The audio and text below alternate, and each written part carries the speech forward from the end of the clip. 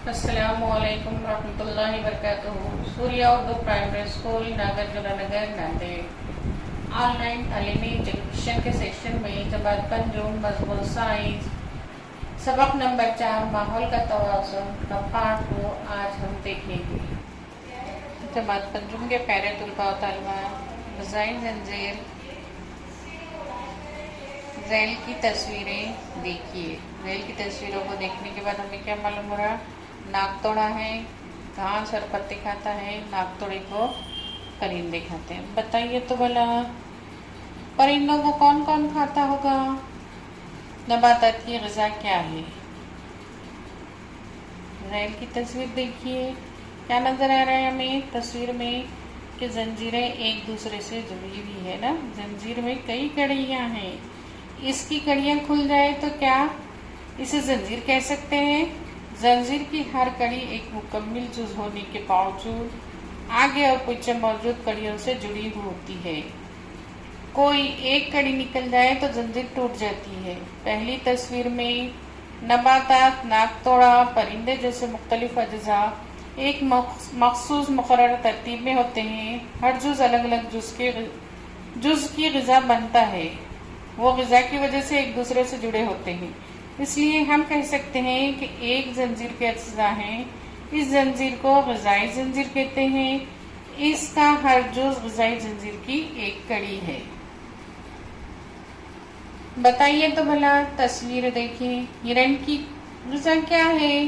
हमको तस्वीर देखने के बाद फौरन मालूम हो रहा है हिरण की ग़िज़ा क्या है। अब दूसरी तस्वीर की तरफ देखेंगे। शेर की ग़िज़ा क्या है?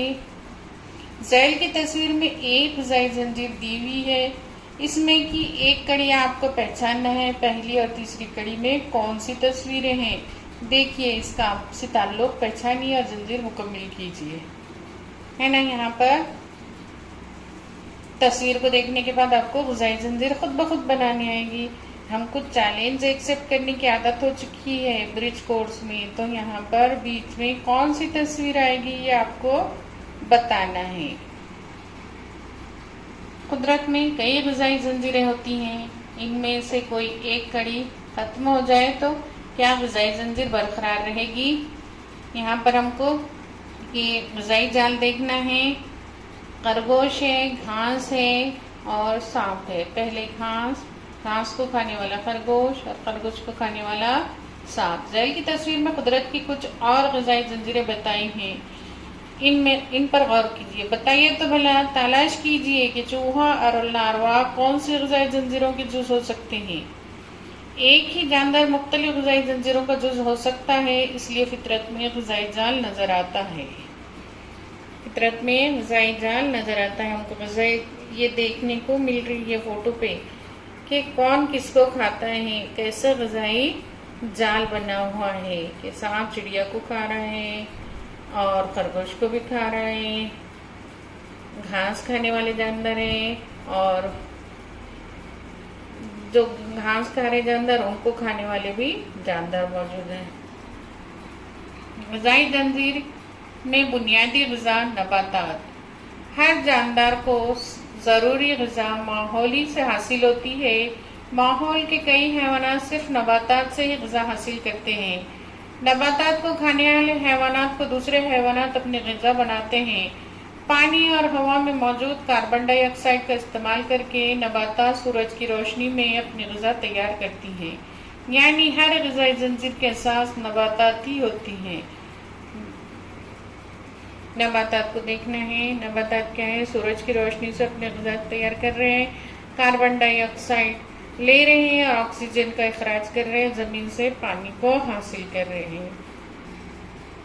माहौल का तवाज़ुन।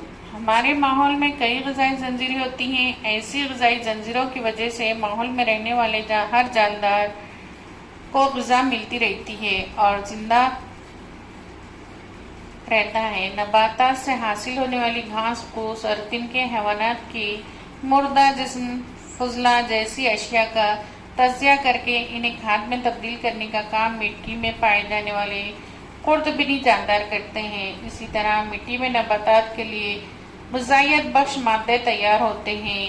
इन खादों का इस्तेमाल करके नबातात नशो नुमा पाती है। ज़मीन में पाए जाने वाली अशिया का इस्तेमाल करके नबातात का नशोनुमा पाना और हैवानात और नबातात के बाकियात का सड़ गल कर ग़िज़ाई मादों में दोबारा ज़मीन में जज्ब होना माहौल में पाए जाने वाले एक अहम चक्कर है।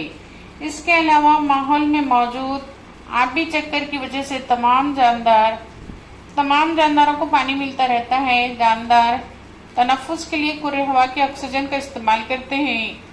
इनके जरिए खारिज की गई कार्बन डाइऑक्साइड गैस का इस्तेमाल करके नबातात खुद की ग़िज़ा तैयार करते हैं। इस अमल के दौरान तैयार होने वाली ऑक्सीजन दोबारा कुर्रे हवा में मिल जाती है। ये भी एक कुदरती चक्कर है। ये क्या है? कुदरती चक्कर है। नबातात का इस्तेमाल किया जा रहा है। ऑक्सीजन नबातात क्या कर रहे हैं? ऑक्सीजन का इखराज कर रहे हैं, कार्बन डाइऑक्साइड को ले रहे हैं। फिर सूरज की रोशनी से नबातात क्या कर रहे हैं? अपनी ग़िज़ा तैयार कर रहे हैं। ऐसा ये एक माहौल में ऐसे कई चक्कर पाए जाते हैं। जानदार और गैर जानदार में आपसी लेन देन का अमल होता रहता है। इसलिए माहौल में मौजूद ग़िज़ाई जंजीरों में कोई रुकावट पैदा नहीं होती।